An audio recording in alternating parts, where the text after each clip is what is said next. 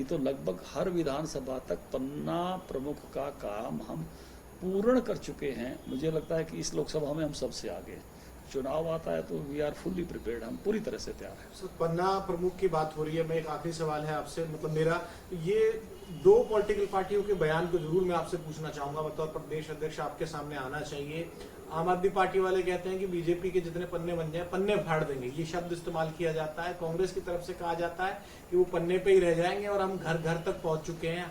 ये दो लाइन के साथ आपका पन्ना वाले, देखिए आम आदमी पार्टी का तो हरियाणा में खाता ही नहीं खुलेगा, कोई सीट उनकी आने वाली नहीं। आज ही नोट कर लीजिए, उनको भी बता दीजिए।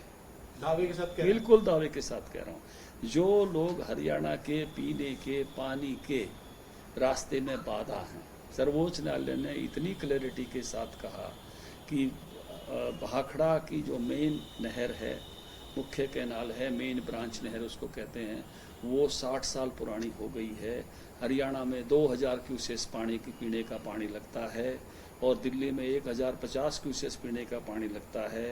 पानी की मात्रा पर मत जाइए, अब कितना हरियाणा को मिलेगा, कितना पंजाब को मिलेगा, जैसा पानी होगा वैसे बांट लेंगे, लेकिन अल्टरनेट कैनाल चाहिए, क्योंकि कभी भी अगर दिक्कत आ गई तो इन दोनों राज्यों के पीने के पानी की क्या होगा। नहर है तो इसलिए जो उसको भी मना कर गए केजरीवाल जी, मुझे लगता है कि हरियाणा में कोई वेट ऐसे लोगों पर वेस्ट करेगा।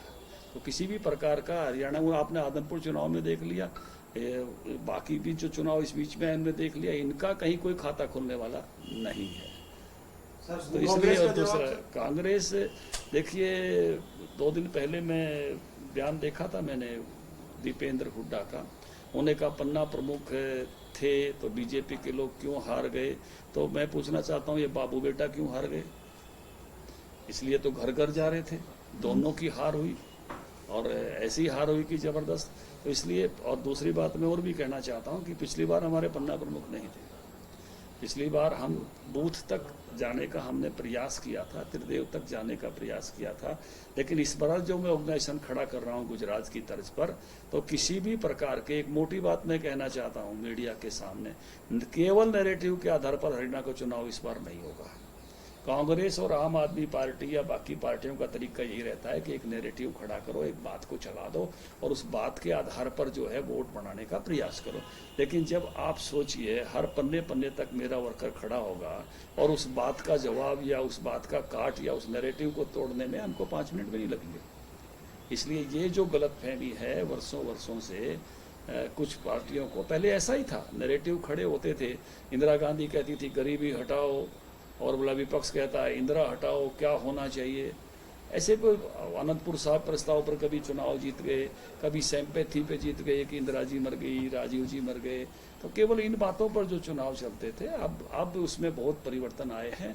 आज आम आदमी तक, अंतिम व्यक्ति तक चीज़ें पहुँची हैं और मीडिया एंड सोशल मीडिया भी पहुंचा है और हम डायरेक्ट उसके नाते से ऐसे अपनी बना रहे हैं।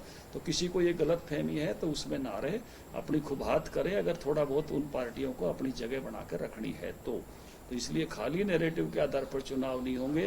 भारतीय जनता पार्टी अपने ऑर्गेनाइजेशन के आधार पर, अपनी केंद्र सरकार की उपलब्धियों के आधार पर, राज्य सरकार की उपलब्धियों के आधार पर, इस त्रिवेणी के आधार पर चुनाव में जाएगी कि जो एज ए देश हमने देश को मजबूत किया है और आम आदमी तक चीजें पहुंचाने का काम किया है और अपना ऑर्गेनाइजेशन खड़ा किया है।